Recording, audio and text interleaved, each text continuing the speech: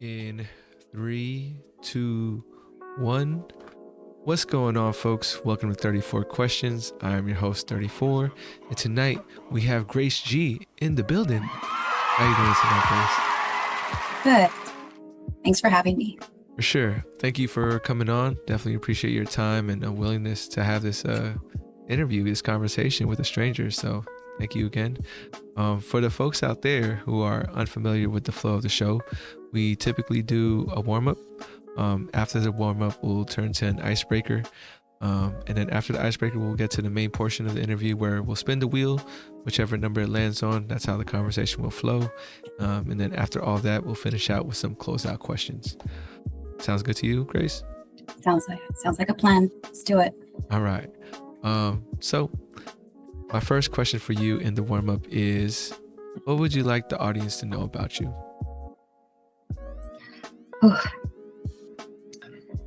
I'd like to answer about me. Well, I am Filipino. I am a mom of two. I have a 9-year-old and a 14-year-old. I'm married. I own a small business. I also work full-time. I'm located here in the Bay Area. I'm very approachable. I'm not intimidating as a lot of people may think I am, but yeah, that's who I am in a nutshell. I gotcha. I kind of want to ask, like, what's your secret? Raising a couple daughters and then also running your own business. I know it's tough for one person to just do one, but for you, how do you manage to do it? Man, I wish I knew the secret to it because I'm still trying to figure that out. I'm still learning.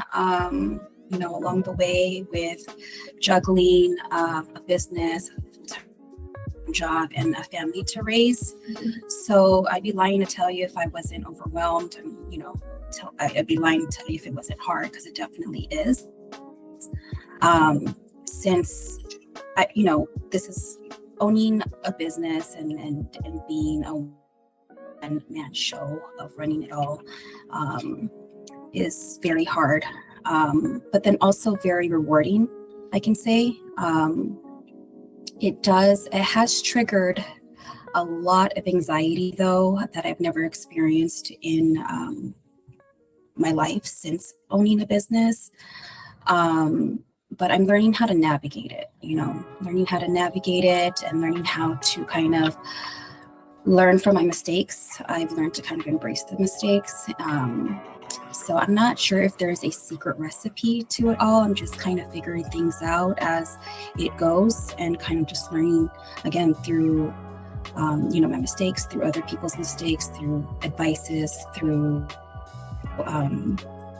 just other things that I can kind of absorb and soak in, and kind of apply it in all the areas of my life. So there are days where it's very difficult. It's days where it can be very manageable. Mentally and physically, it's different day by day. But all I can tell you is I'm alive. I'm here. Gotcha. Thank you for opening up about it. And if you haven't heard lately, you're doing a great job. So thank you. I appreciate it. No problem. My second question for you in the warm-up is, how would you like to be honored? If there was some sort of act that I can do to express the energy you possess, what act could that be?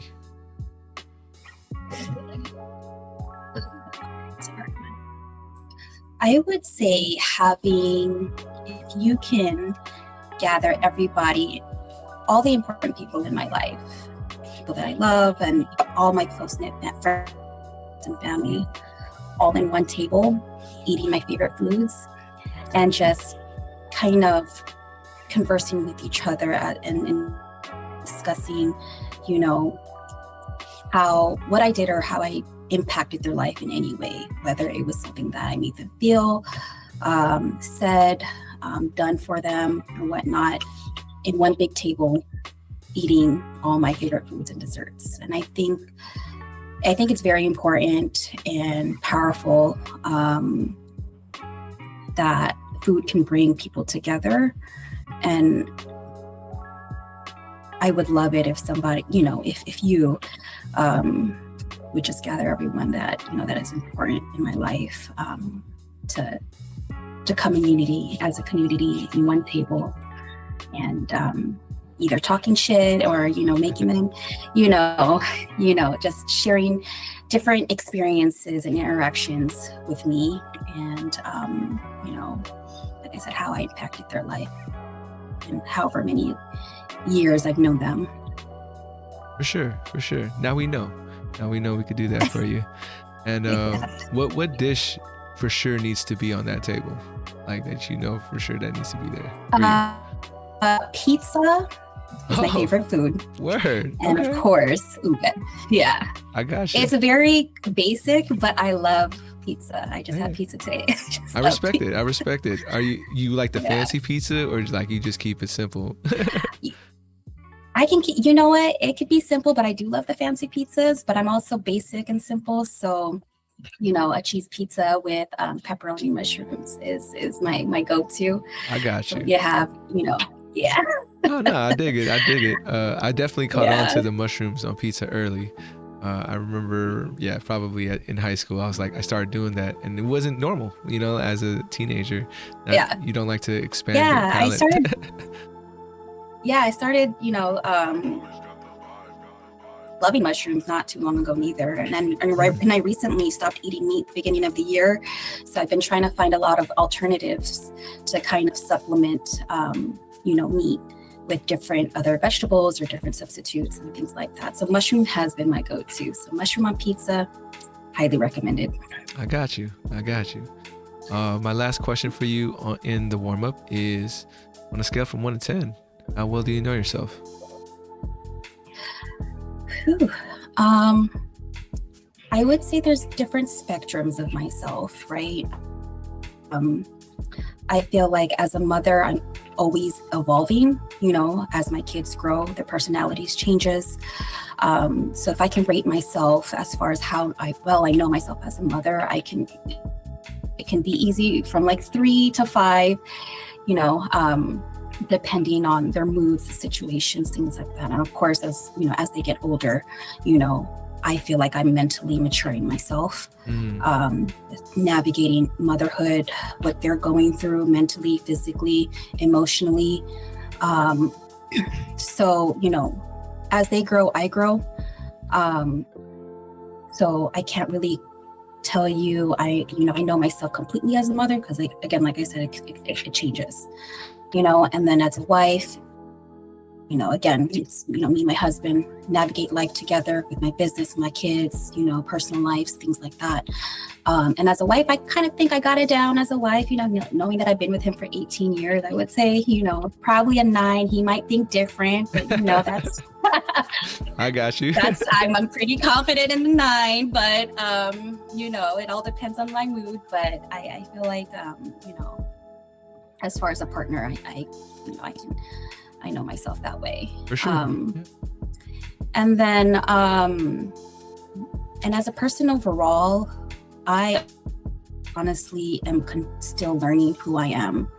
I am a big advocate for change. So I'm always constantly trying to improve, to self-develop myself, to see how I can be better than I was yesterday. So, but then again, there are days where I just don't know who I am completely, I can be in a very dark place, at that moment, and just wonder what the hell is happening, who the hell I am, what kind of decisions have I made, things like that.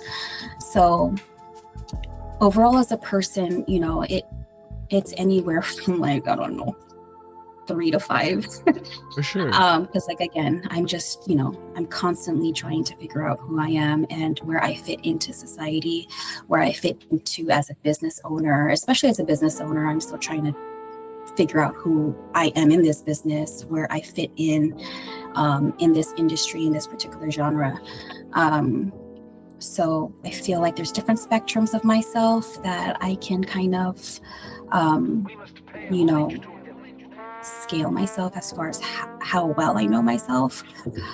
So there's not particularly like one particular number on the scale. So I feel like there are different spectrums of who I am, what role I play, and No, and how I fit in. I got you. You know what's interesting is that I think you're the first person to kind of break it down in that way, of separating the three things that I guess are a big part of your life. And then you said you were a 3 to 5 if it was overall. I think you got to give yourself a little credit for knowing that there was three, they're separate things, right? Yeah. I know for me, I am more of the overall type, but I think I stay at a steady 5 just because for me, it's in my best moments, I feel like I know myself the most. And in my worst moments, that's when I feel like I don't know myself at all. And that happens at any point in our lives. But so I cop out with the 5 average answer, but I hear you, and I think that's a safe number, huh? Very safe. Let's stick to the middle. Very safe. Let me ask you, when's the last time you surprised yourself, where you were like, "Oh snap, that's me. I can do that." Has that happened recently for you? Yeah. I think the last time I surprised myself was last year. I won a ube competition at the local restaurant here in San Francisco called 7 Mile. I was encouraged to apply, and I was like, "What the heck? There's nothing to lose. Let me do it." I did it. I was entered in, and then throughout the whole competition process, I doubted myself 100%. Like, I knew I was going up against 3 experienced speakers. And mind you, I only had 1 year of baking. Prior to the pandemic and prior to me starting my business, baking was never a thing of things I wanted to achieve or things I wanted to pursue. I never thought I would be baking, honestly. And so I just thought, running against very experienced bakers who's been in the game for 10 plus years, I knew I didn't have a chance. So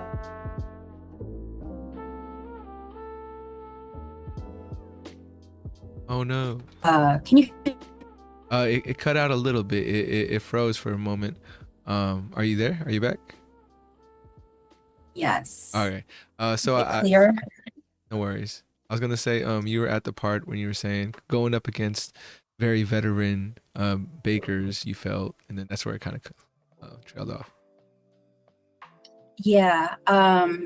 I was pretty confident I wasn't going to win. Mm-hmm. And when the day came, the day that they announced the winner, they called out the 4th place. It wasn't me. I was like, okay, I know I'm going to hit third. I know it. They didn't call my name for the 3rd place award. 2nd place, I was like, all right, oh my God, anxiety is through the roof. My hands are sweating, my heart is pounding, and they didn't call my name. And so I was like, I cannot believe this.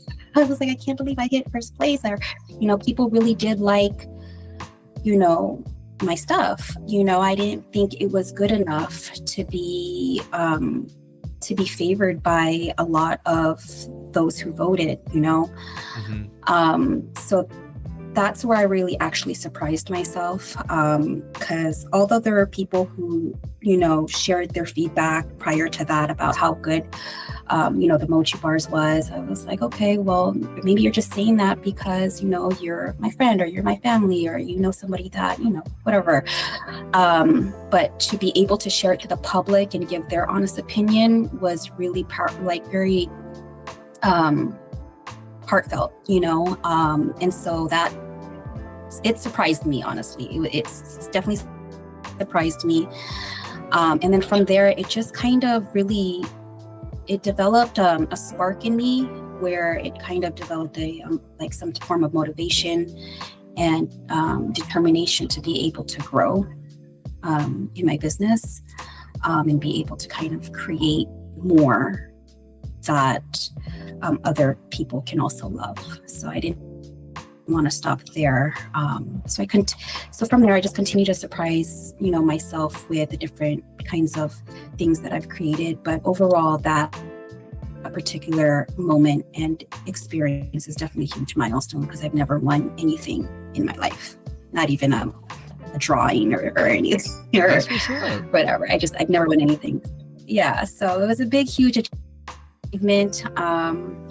So I'm humbly to say that I'm very proud of myself, and definitely surprised myself. For sure. Well, I know this is long overdue, but congratulations.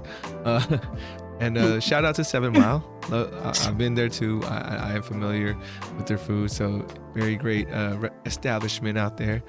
And yes, shout out to 7 Mile. What's it called? When you were describing that, I could only imagine like a baking show, right? And you're providing the voiceover of how the things went.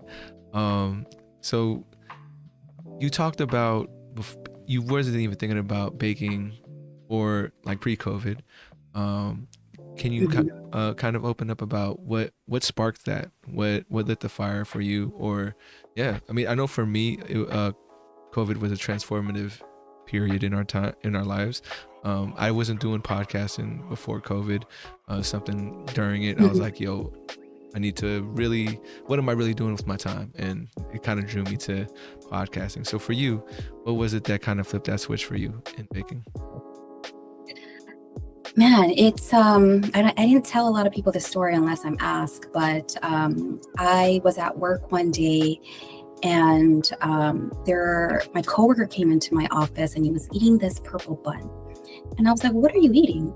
He was like, "Oh, Rose brought some bread. It's in the break room." And I was like, Rose is Filipino too. So shout out to Rose. We haven't seen each other since in a while, because I actually work somewhere else now. But she actually encouraged me to do it. She made pandesals. And that was the very first time I've ever seen an ube incorporated and pandesals together. So I was like, wow, this is great. That's amazing to see that somebody can create something like that. But apparently it's been a trendy thing throughout COVID that I didn't know about, because at that time I didn't have Instagram. So I didn't know what was trending, what was not. I called her right away and I was like, "Did you make these?" And she was like, "Yeah." I was like, was it easy? Like, how did you create your own recipe? She was like, "Girl, just go on YouTube." And I was like, "Oh, okay, let me try to tap into that." Right. And I love ube, and I love, I grew up on pandesals and, hot chocolate, pandesals and, Spam and, anything that you can stuff your pandesal, corned beef, whatever, egg.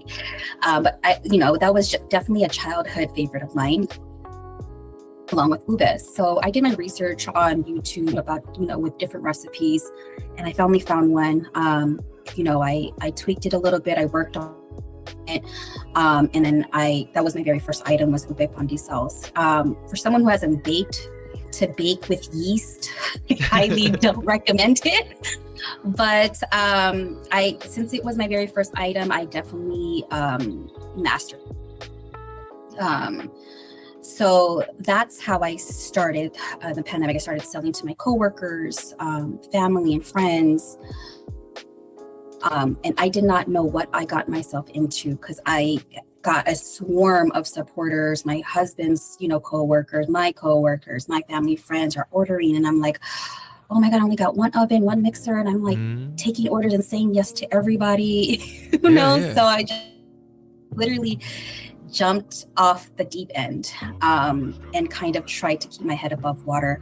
But I think that was such a great experience, though, because it definitely made me work it backwards, I think, to kind of be under that pressure and learning the dynamics of being in itself. And then from there, I just got kind of creative, right? It's like, well, I started to learn more about ube rather than loving it, just doing my research about it and learning that it's very versatile. You can make literally anything with ube, right? So me and ube just has this special relationship, that it, when I see it, when I think about it, then I start, then my imagination and creativity kind of comes and meshes together. And that's how I kind of created all these, kind of unique and different types of savory and, sweet items, incorporating ube. So that's how I started. I slowed down a little bit in 2021 because the burnout is real. Baker's burnout is real. I experienced that until this day. And I decided, I was like, people are reaching out to you to try to order, but you're not responding. This is the conversation that I'll have myself. Mm-hmm. And it's just like, okay, let me try to tap back into it. Tapped back into it. And this was, I think, last year during Mother's Day. I think, when's Mother's Day? Like May, April? It is May. I believe it's May. May. Yeah, so back in May last year. And then from there, it just, it took off like I just started. But I think from the experience that I've gained prior to that, kind of prepared me more as far as structure, organization, communication with your customers, marketing, utilizing my tools and resources and things like that. So yeah, that's how I started. And, and like I said,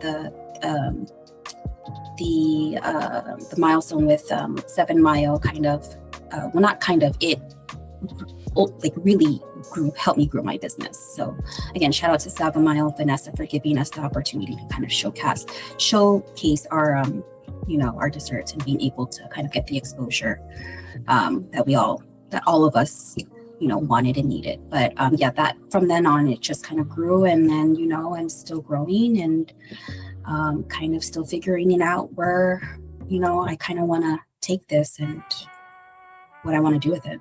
I got you. Thank you for, I feel honored that you shared your story, since you said in the beginning, you were like, I don't really say this. So I appreciate that. What's it called? Thanks. Yeah. I feel for you, being an entrepreneur. There was a lot of times, this wasn't my first attempt, right? I had a couple of failures as well. And yeah, I hear you. I don't think I ever got to the pace that you're at. And I mean, if like, I don't know, I'm not the kind of person you should take advice from, but I feel like, you go at your pace, and right. you go, I know it can be tempting, or a lot of people will push you. Well, whenever I started something, I felt like I always had people telling me what I should do, right? Right. And I realize I'm doing that to you right now. But no. I'm totally receptive. Yeah. So yeah, I hear you. But yeah, it's like I hope things go at a pace that you feel comfortable growing it with. And yeah, don't stop. If it's something that still brings you joy, then keep going forward at whenever you feel like you need to. Oh yeah, and for sure. I was gonna say I am digging the ube renaissance. I think big fan. And all of a sudden, yeah, I see it everywhere. It's in everything, and I love it. Not mad. Yeah, and I think like, with the whole ube renaissance, and I feel like, especially in the Bay Area, ube is very, it's saturated everywhere. Everybody's making it, right? Mm-hmm. So I'm just, trying to figure out how I can kind of stick out, or like at least set myself apart from what everybody else is doing. Yeah. Because when you think about ube, right, you think about sweets, right? Mm-hmm. Automatically desserts, sweets. For sure. So I'm just trying to see how I can incorporate savory items, because if there was a vote between sweet and savory, trust me, savory will always win. But you incorporate both. I mean, I feel like that's a win-win. So I'm just trying to, continue to create and figure out, how I can create other things in the savory, category. I hear you. Mm-hmm. My partner is definitely more of a savory person. So she would definitely Yeah, appreciate that. yeah, uh, for okay. sure.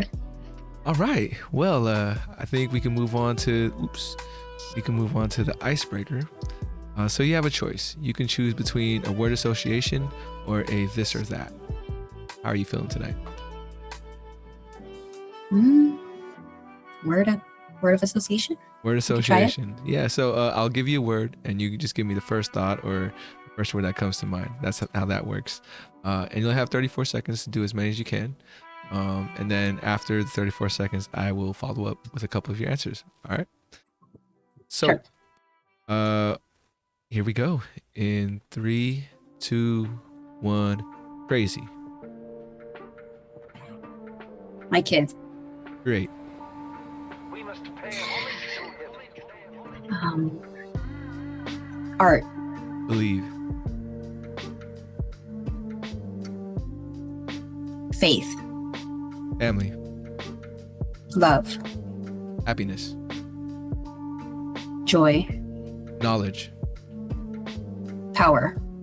Ghosts. Scary. Brilliant. Power. No. Can I answer that or? Yeah, no, sure. Brilliant. What you got? Smart. I don't know. I got you. I got you. No worries. So I said first one, crazy. You said kids. You said, I think you earlier you said 9 and 14-year-old, correct?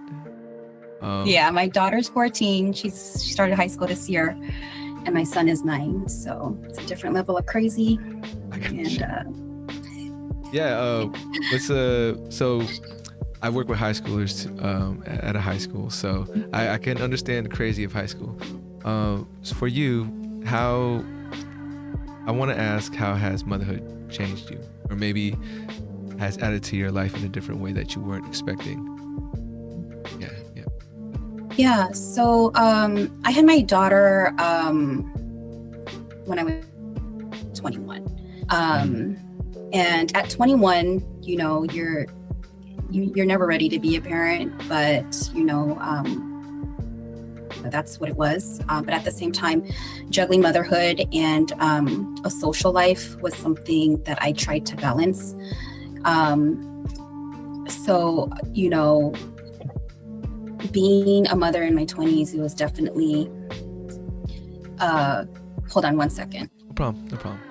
So so trying to balance being a mother and having a social life was hard.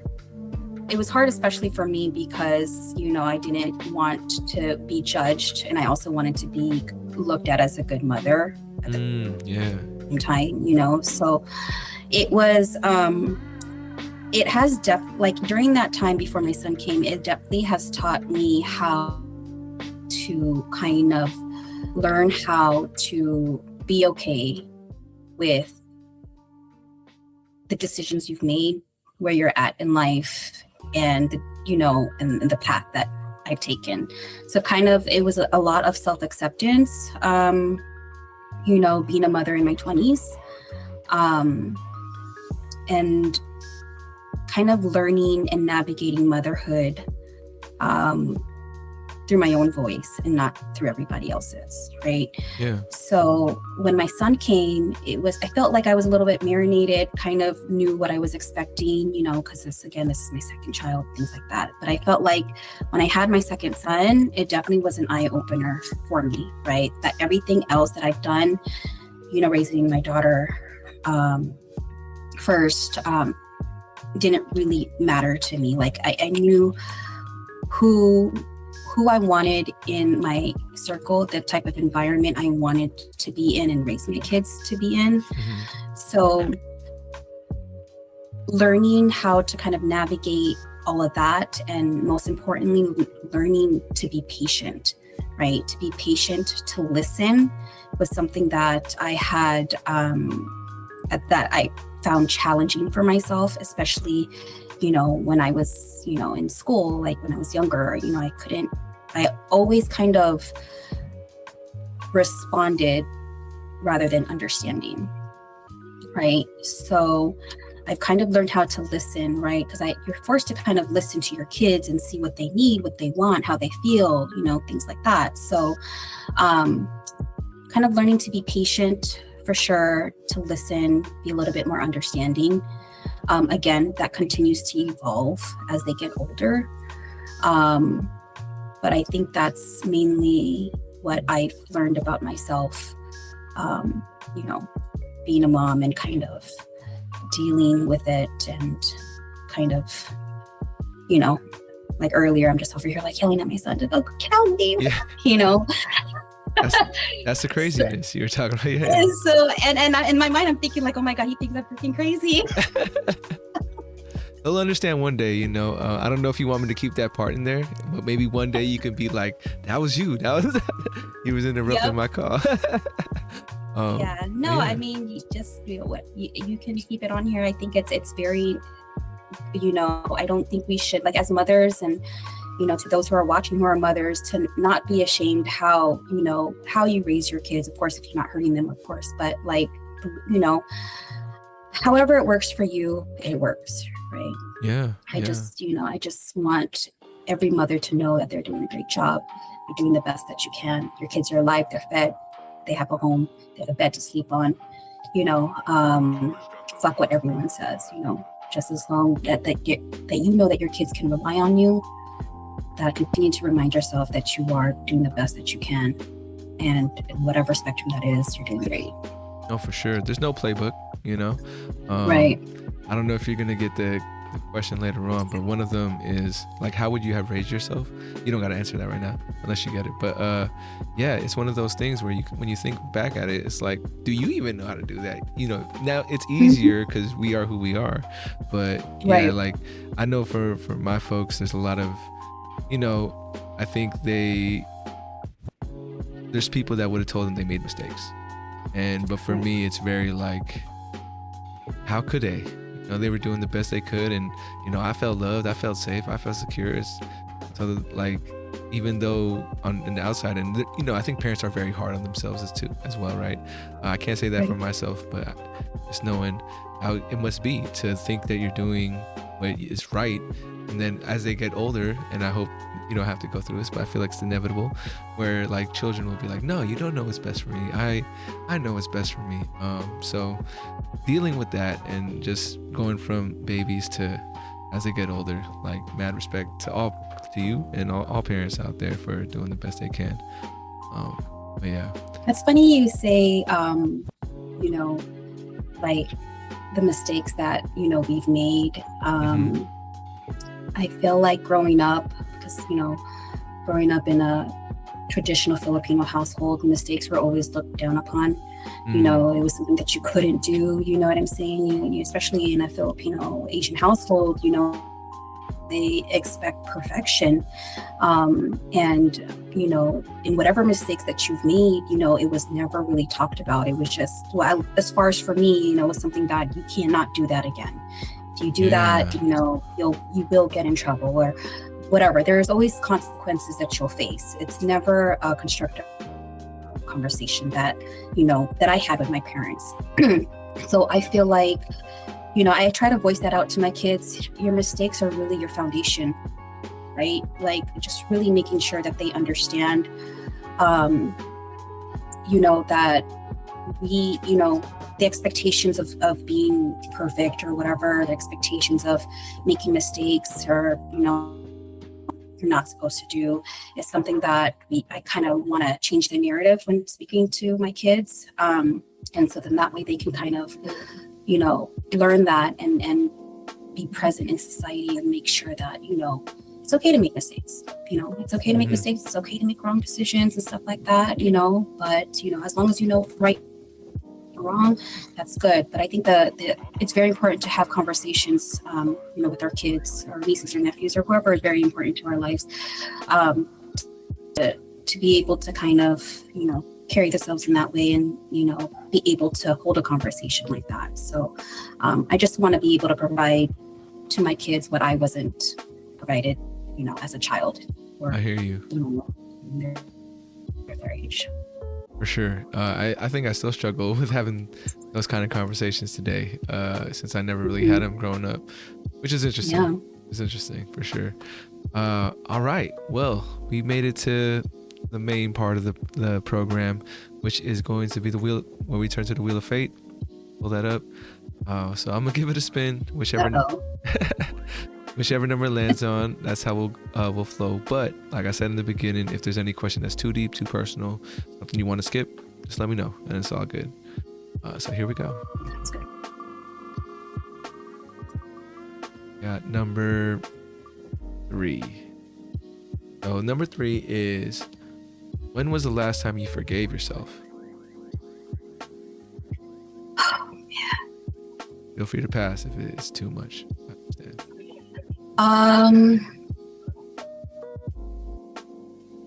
I think the last time I forgave myself,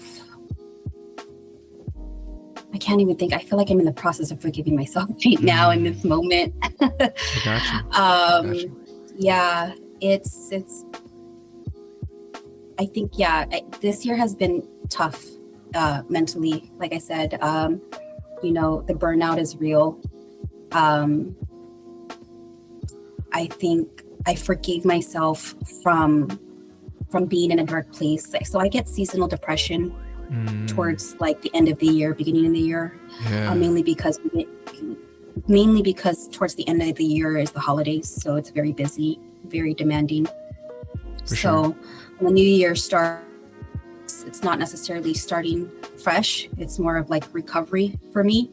And I was able to kind of identify, these emotions and feelings, and identifying that, it is seasonal depression, right? It does have to do with the weather, but also this year was tough because it was, it was very busy. And so I was literally in a dark place, I would say, for 2 months straight, from January to February. And I kind of, I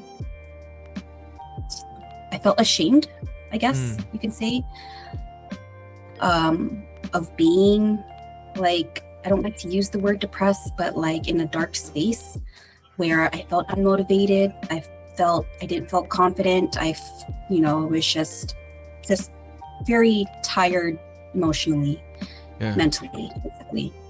So I guess when the spring came, I kind of felt the residual kind of, the place, the depression of it.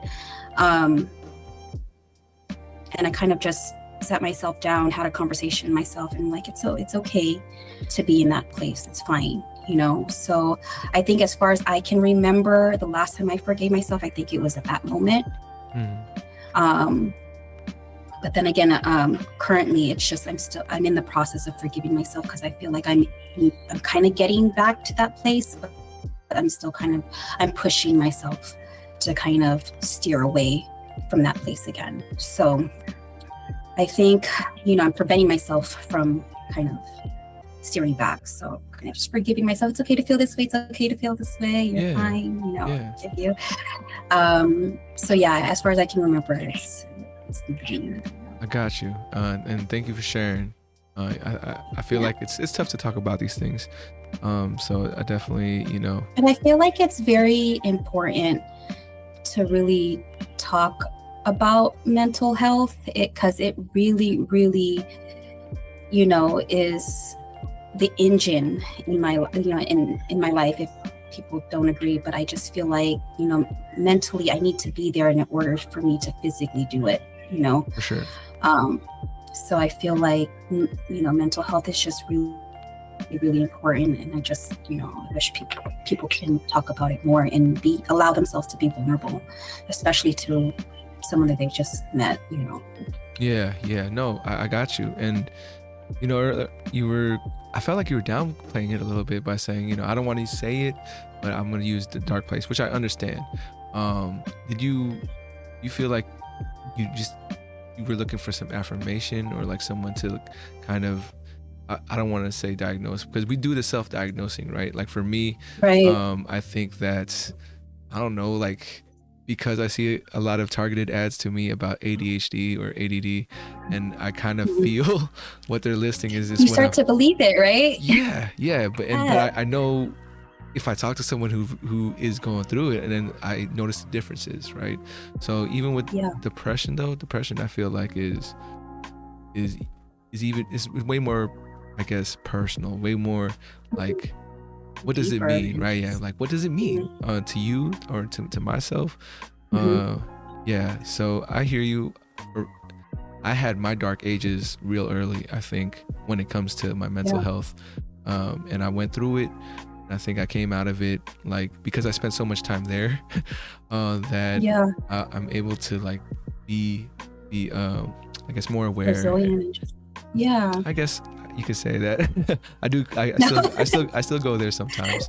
I get to those places, but I'm able to bounce back faster. But anyways, yeah, it's rough, and I hope that, like, you know, you don't. It's like a version of imposter syndrome, right? It's like, I'm not that sick. You know, it's like, but we still are sick, right? You know, or like we're still going through something, and you know, that's not something to downplay at all. But yeah, so I just want to appreciate you for sharing once again.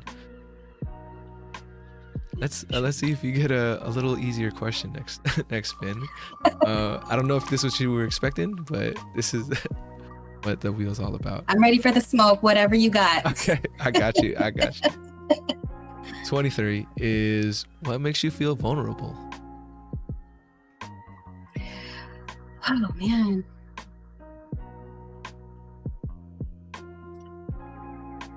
What makes me feel vulnerable?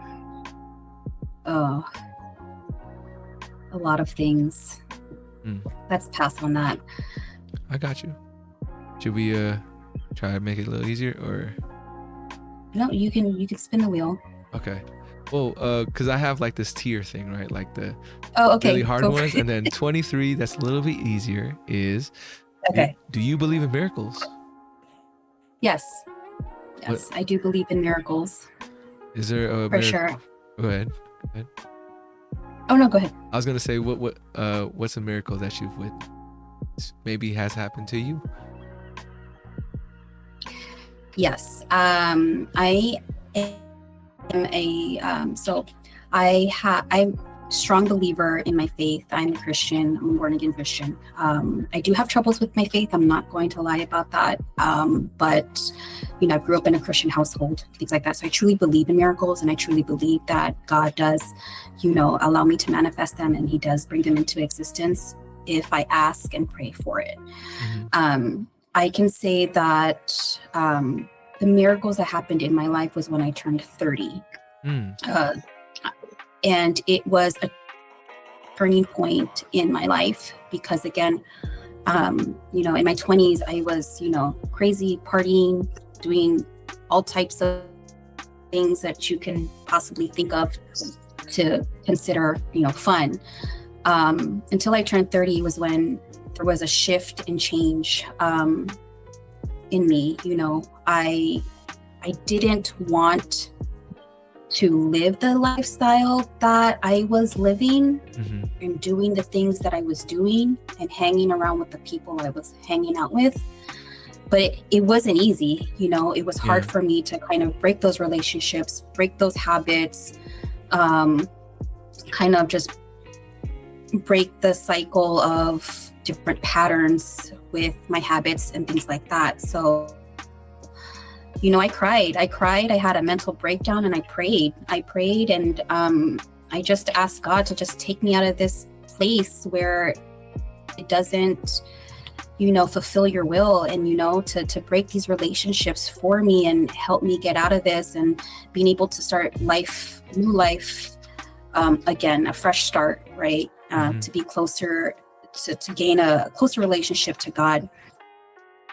And He did that. And I feel like that is a miracle and a powerful miracle that I've experienced in my life, because it has definitely allowed me to achieve a lot more, and to be able to restore a lot of broken relationships that I shouldn't have broken, allowed me to get closer to other family members, you know, gain new relationships, things like that, and meet new people, and kind of get my head right, get my vision straight, things like that. So I think God definitely did listen. It took some time. It took a lot of, negative, pushback from, the people that I associated myself with.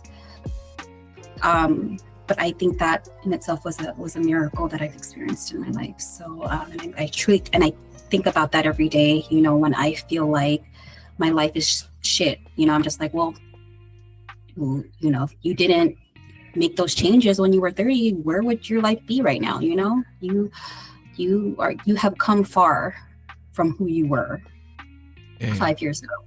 Yeah.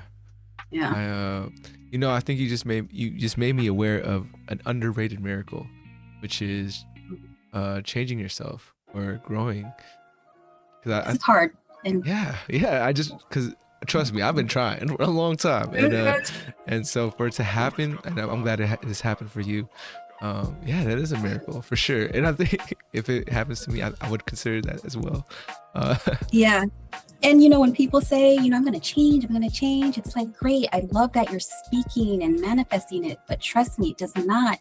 Yeah. It doesn't it doesn't happen overnight. It's literally a process. And it literally, however long it takes, it's going to take a while, because it's something that you have to come out of your comfort zone and kind of being consistent with it. So, That's wild. So I think that's Thank you for sharing that as well. That's crazy. All right. Well, we have about 13-ish minutes left in the pod. I think we should head on to the closeout questions. But before we do that, I do want to bring up this exercise called the 34th mantra. All right. How would you feel the phrase, I am, I can, I will? I am blank, I can blank, I will blank. Take a moment to think about it. Whenever you're ready, let it rip. I am here.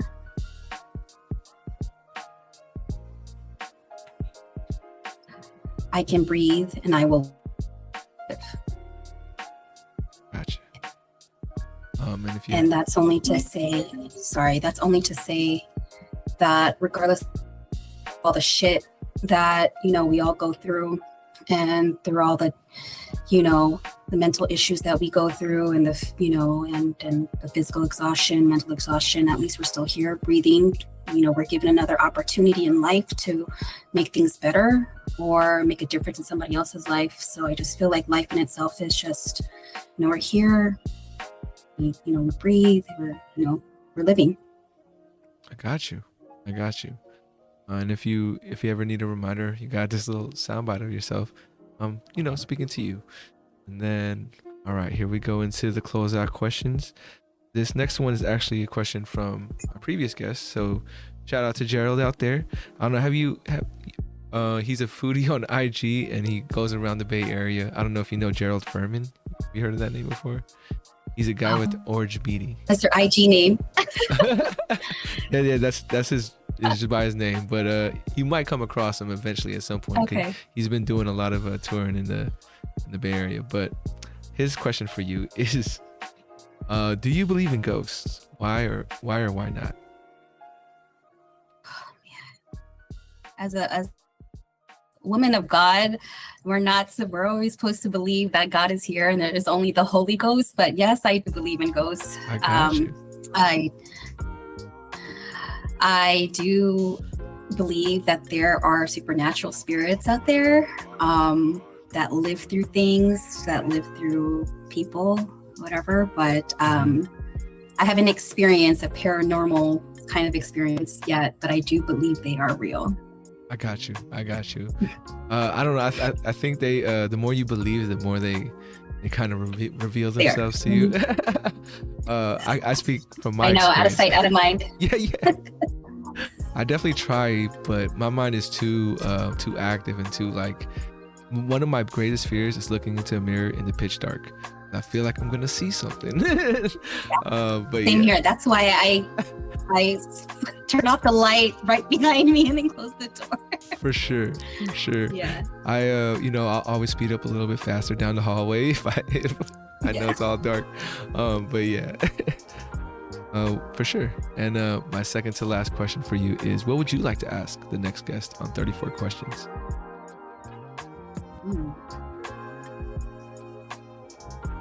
I guess it's a question I'd like to ask myself, but I'll pass it on to the next guest, is what advice would you give your younger self? What advice? I'm writing that down.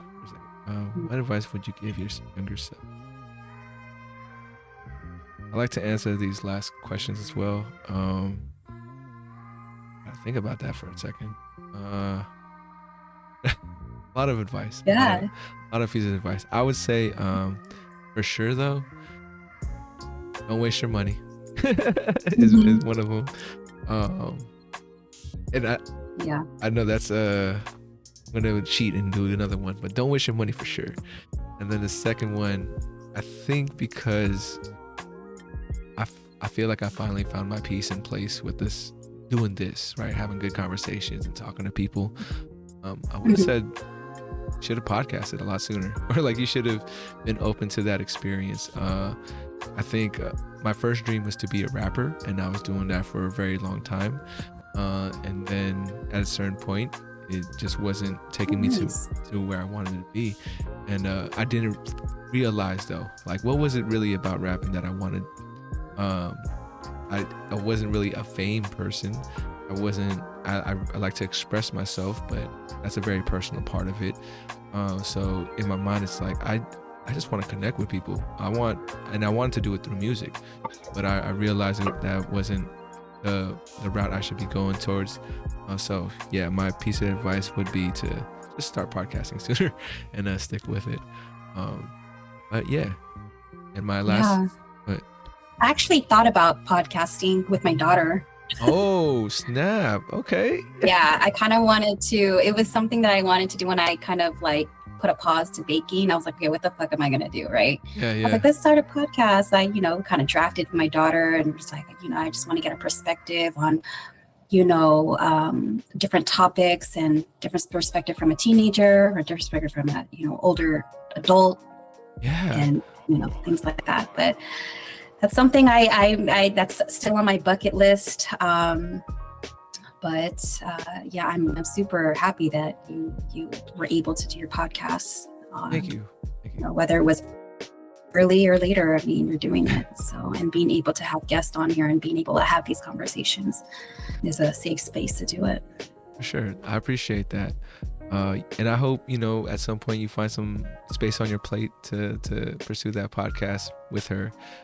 Because one of the greatest things is that I think the things that we make right now only get more valuable as we get older, right?